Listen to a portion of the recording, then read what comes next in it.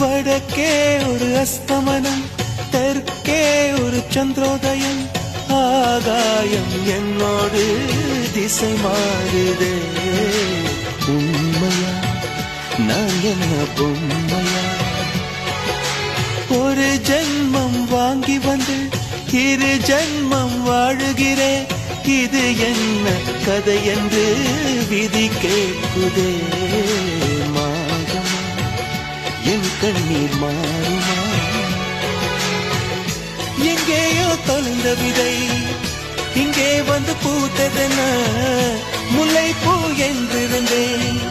முள்ளோடு பாய்ந்ததென்ன நானோட நினைக்க நிழல் என்னை தூரத்த உயிர் தியக்கும் பயணம் என்ற திருப்பத்தில் முடிவது ஓய்ந்தது. என் கால்கள் ஓய்ந்தது, தீர்ந்தது, கண்ணீரும் தீர்ந்தது.